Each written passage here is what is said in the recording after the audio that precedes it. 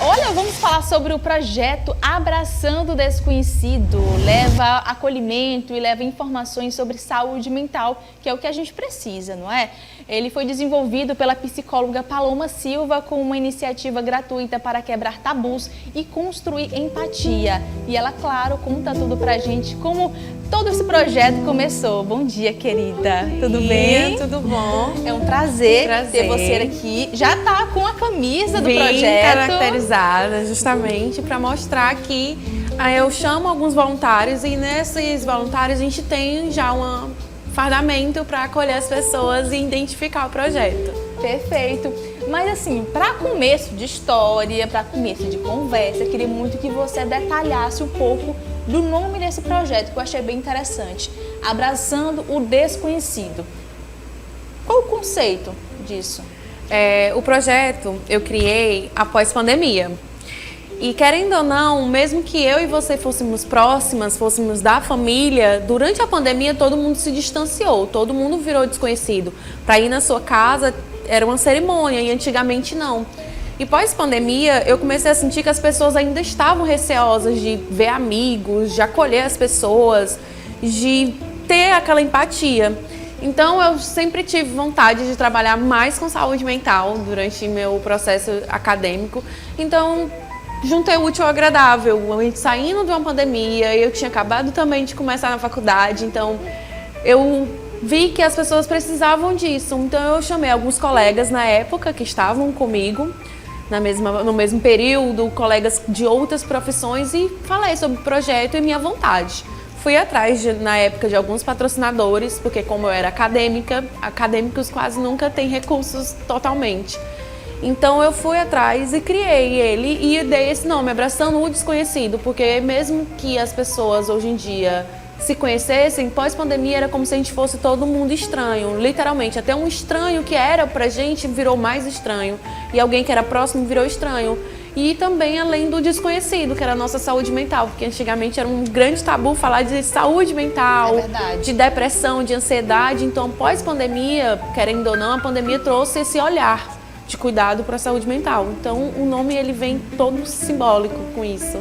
Não trouxe não só o olhar, né, que é o foco da população, mas também, como que se diz, triplicou aqueles sentimentos, triplicou, potencializou aquela inquietude da pessoa. Sim. Antigamente, muita gente comenta que em 2019, antes de 2019, naquela fase de 18, 19, muita gente define como as melhores fases.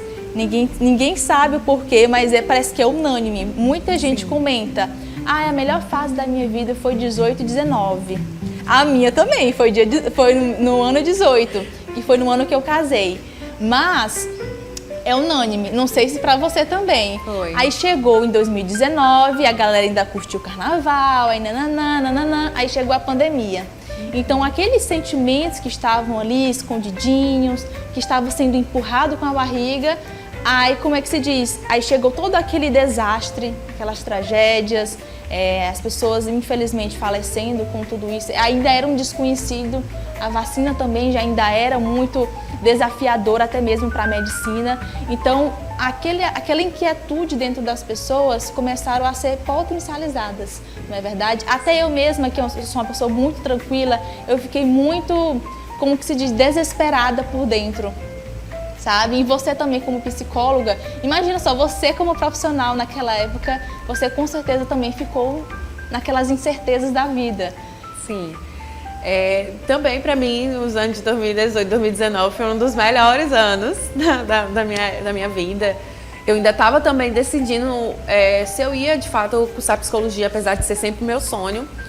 Mas no período da pandemia foi um período que as pessoas conseguiram de fato perceber que aquilo que a gente vai empurrando com a barriga, aquele sentimento que a gente engole, uma hora explode. Eu costumo falar para meus pacientes que é igual panela de pressão. Se você não tirar certinho a pressão dela, ela vai explodir. E do mesmo jeito é com nossas emoções. E quando explodem, as pessoas costumam dizer, aconteceu do nada, eu não sei explicar o que eu tô sentindo. E não sabe nomear os sentimentos, nem as emoções, e nem o que tá sentindo ali dentro. Os sintomas também físicos que acaba aparecendo, porque a depressão e tanta ansiedade, elas têm sintomas psicossomáticos no corpo. Então, as pessoas começaram a ter um olhar. E da minha vivência, eu lembro que meu pai, ele não acreditava em depressão e em ansiedade, e ele começou a ficar ansioso. Para uma pessoa que trabalhava desde muito novo, ficar parado, trancado dentro de casa, para ele ali era como se fosse uma tortura. Uma prisão. Não só para ele, mas para outros brasileiros, aquilo era uma tortura. Porque você está acostumado, a gente é acostumado com calor humano direto, com um dia agitado, que para nós a gente só é funcional e útil se tiver um dia bem agitado e chegar em casa cansado. Então ele começou a achar que estava tendo ataques cardíacos. E foi investigar, até que uma hora eu batendo na tecla, ele foi atrás e ele estava tendo crise de ansiedade. Porque a crise de ansiedade, ela dá uma arritmia. E aí as pessoas costumam dizer, na psicologia a gente até brinca, que o amor ele mata de verdade. Porque quando você fica muito animado e o coração acelera, pode dar uma parada cardiorrespiratória. E na época eu brincava muito que isso é um sintoma real. Você tem que cuidar, você tem que procurar ajuda. E nós somos muito teimosos quando se trata da saúde mental. A gente prefere ir no hospital sentindo uma dor de cabeça, uma dor na unha, do que a saúde mental. E após a pandemia, eu dou até assim, tem males que vêm para o bem. Hoje em dia as pessoas conseguem mais perceber se é um sintoma mesmo físico ou é um sintoma psicossomático por conta da saúde mental. Você deu esse exemplo do seu avô? Meu pai. Do seu pai, né? Me veio na cabeça muito das épocas e épocas. Por exemplo, na época do seu pai, você bem mencionou que eles não davam muita... Eles não ficavam muito atentos aos sentimentos e essa questão da ansiedade. Como que você, como psicóloga, você enxerga essa mudança de prioridade das pessoas? Muita gente comenta hoje, Paloma, que tudo virou ansiedade.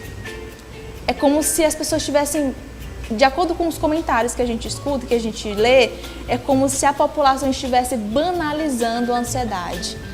E tudo é isso, tudo é depressão, tudo não sei o quê. Muita gente até ousa comentar que a depressão virou modinha, entre aspas.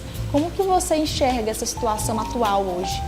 Porque, por exemplo, na época, geralmente esses comentários é de pessoas mais velhas, que passaram por situações no decorrer da vida, mas nunca identificaram, nunca tiveram um diagnóstico bem específico, e nunca foram atrás de saber mais sobre o assunto. Então, são essas pessoas que eu posso até me arriscar a dizer que são essas pessoas que provavelmente estejam comentando e julgando a nova geração, que está mais atenta a esses sinais, não é verdade?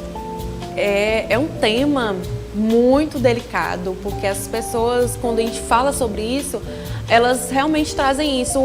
Mas tudo hoje é um tal famoso mimimi. Pós-pandemia, trouxe essa visão. A pandemia, ela foi um divisor de águas.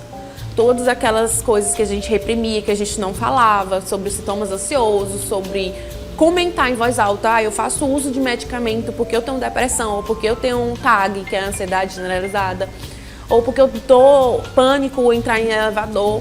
Então, tudo que a gente antes não falava, começou a ser falado pós-pandemia, porque ficou muito nítido que a nossa saúde mental, ela é o pilar do nosso corpo.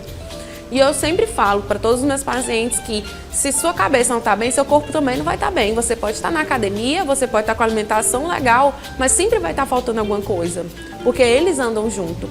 Então, a nossa geração passada, do meu pai, do seu, nossos avós, eles são uma geração que eles tiveram muito que esconder. E ainda tem um tabu muito grande sobre homens não demonstrar fraqueza, mulheres ter que ser muito forte. Então junta isso com como eles foram criados. Tudo é uma questão sociocultural e histórico da gente. E que está sendo quebrado aos poucos. É muito aos poucos, mas cada passo que a gente dá em direção a essa quebra é muito importante. Então, quando aconteceu a pandemia, teve esse divisor de água. Essas pessoas hoje, quando elas começam a ver esse adoecimento em massa, elas acreditam que é um mimimi, que é realmente assim, todo mundo quer ter. é um pouquinho igual ao transtorno do aspecto autista. Muitas pessoas já tinham esse diagnóstico, mas antigamente não era chamado assim. Ou se as pessoas tinham, as pessoas não ligavam, denominavam outra coisa. E hoje em dia a quantidade de crianças, de adultos descobrindo é grande, porque hoje temos recursos e as pessoas sabem como procurar, quais são os profissionais. E do mesmo jeito, essa geração de agora, eu costumo falar que essa geração Z é uma geração mais adoecida. É uma geração que ela tem mais contato com internet, mais contato com violência na internet, com violência direto na TV, com muitos recursos. Além dessas informações negativas, tem as informações positivas de como o corpo deles funciona, o que é que eles podem procurar, quem conversar. Então, a crise dos 20 chegou para essa geração. Então, tem muito da sociedade. É uma coisa muito ampla, são nichos. E tudo eles caem em cima disso. Então, por isso, existe realmente uma quantidade grande de pessoas sendo diagnosticadas com depressão e ansiedade ou outros transtornos. Mas também tem que ter o cuidado de se autodiagnosticar. Porque também existem as pessoas que se autodiagnosticam. Eu vejo alguns fatores, alguns pontos que o DSM traz pra gente, porque o DSM ele traz uns critérios para você ser diagnosticado. E aí alguns profissionais, ou o TikTok, ou o Instagram traz, se você se identifica é porque você tem assim. E aí as pessoas começam também a se autodiagnosticar, sem ir atrás. E eu, como uma psicóloga que também é muito social, eu costumo dizer que às vezes você não está com depressão. A sua vida, as coisas que você está passando e tendo que passar, te deixa num quadro depressivo. Não significa que você está com depressão. E aí, quando você não tem o que comer, quando você tem um trabalho exaustivo de 6 da manhã a 10 da noite, você realmente não vai conseguir ter uma saúde mental tranquila. Então, tudo isso adoece. Então, nossa geração está muito adoecida. E a geração passada já era adoecida, mas elas tinham tanto uma cultura de que você tem que aguentar, para você ser visto, para você ter as coisas, você tem que suportar sem reclamar. Hoje, para eles, quando eles veem a geração nova reclamando, para eles realmente aquilo é mimimi. Porque quando eram eles foram calados, foram silenciados. E é como eles costumam fazer, reproduzir e se comportar na sociedade. Nossa, muito legal o que você falou agora. Produção, faz um corte desse pedacinho aqui no final, porque assim, é algo muito interessante, porque de fato existem uns milênios que se reprimiam muito e que agora estão julgando a geração Z, que está sentindo, mas não está se calando, né? Em resumo do que você falou. Bom, Paloma, queria muito que você comentasse como que seria para você as melhores indicações para que esse número, essa taxa de pessoas diagnosticadas com ansiedade, com depressão, elas diminuíssem, e como que o projeto Abraçando o Desconhecido pode ajudar essas pessoas. Certo. Primeiro, é procurar sempre um profissional. A gente sempre fala procurar um profissional, mas nunca procuram de primeira. Então a gente recomenda procurar alguém de confiança, alguém que você consegue conversar, que você não tenha um tabu nas falas, que você não tenha uma vergonha. Então você procura essa pessoa e pede ajuda. E geralmente essa pessoa vai também te ajudar a chegar ao profissional. Porque o profissional ele vai te entender, ele vai realmente investigar junto com você se de fato você está com uma ansiedade comum, que é a generalizada, ou você está com agorafobia, ou você está com um toque, a depressão, qual é o nível de depressão que você está. Então vai ter tudo uma questão de um cuidado, uma escuta ativa, que aquele profissional foi treinado para isso, para te escutar sem você ter medo de falar o que está sentindo ou vergonha, você chorar e colocar para fora o que você não coloca. E o projeto ele traz isso, ele é a primeira parte de tudo, que é as informações. Quando eu levo o projeto, eu levo informação, eu levo acolhimento, eu levo vivências e levo dinâmicas. E com isso, eu também levo profissionais, tanto da área de psicologia, quanto profissionais que também podem ajudar nesse processo do terapêutico. Então, lá, eu levo a informação do que eu escolho, seleciono um tema e trabalho esse tema. Com isso, trago acolhimento, escuto o que elas têm para falar. O nosso último encontro teve muita escuta, foi maravilhoso. Tinha muita terceira idade também, que queria escutar, que queria falar. E às vezes a terceira idade eles querem isso, quer ser escutado, quer ser falado, porque eles já foram tão silenciados que quando eles encontram o profissional de psicologia, a maior queixa deles é isso, é eles olhar para si, porque às vezes eles olham muito para a família e eles não têm com quem conversar. Então a gente traz as informações, o que é, como prevenir, onde achar acolhimento, que aí a gente traz para algumas pessoas que elas não têm noção de que o CAPS, como é trabalhar o CAPS, porque tem um estigma muito grande que o CAPS são para pessoas loucas, que quem procura são loucos. Então a gente tira esse estigma, eu levo informações de como você vai encontrar tratamento, até com psiquiatra, se precisar com uma medicação, tem. Onde tem psicólogos atendendo com valores sociais.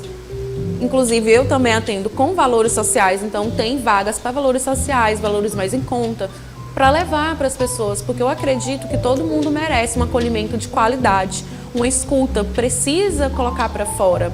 E como é um acesso um pouquinho ainda restrito para algumas classes sociais, vem isso, então eu levo gratuitamente o projeto. Os 2 primeiros projetos aconteceram no Parque da Cidadania, há muito tempo, e o último projeto aconteceu agora, no final de maio.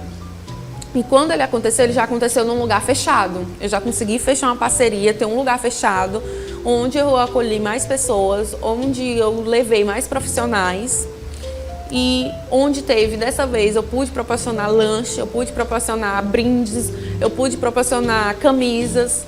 Então, foi um momento muito revigorante. É uma coisa que me faz muito bem, ver a pessoa saindo de lá e me perguntando, doutora, eles geralmente chamam a gente de doutora, eu tô sentindo isso, tô tomando uma medicação, como é que eu faço? Eu queria procurar ajuda, eu tô com uma vizinha que tá assim, como é que eu ajudo? Então eles vão trazendo, então quanto mais a gente faz projetos assim, que levam informações, acolhimento e tira esse tabu que eles não precisam ter vergonha, mais pessoas vão atrás. E aí quando mais pessoas vão atrás, a probabilidade de diminuir esse adoecimento é muito grande. Porque quando você fala, você descarrega. E às vezes o que a gente não fala é o que nos adoece. É verdade. E olha, mais informações você confere no nosso Instagram, tá bom? Com certeza a gente vai deixar lá direitinho. Já tem o Instagram do projeto? Tem. Tem, Abraçando o Desconhecido mesmo, pode, né? Não, ele tá dentro do meu projeto, do meu Instagram como psicóloga. Isso. Pois pode divulgar o teu Instagram, que aí a galera com certeza vai precisar de mais informações para saber da nova edição. Ok. O meu Instagram é @psi.paloma, _, e tá lá, você encontra tudo direitinho. Tem o TikTok que eu levo também alguns conteúdos. Eu falo muito e é só colocar psicóloga Paloma Silva Lima. Perfeito. Obrigada pela sua participação. Foi um prazer estar aqui com você. Foi um prazer conversar sobre esses assuntos que são importantes pra gente, pra população como um todo. E é isso. Vamos que vamos. Sucesso pro seu projeto. Obrigada pra você também.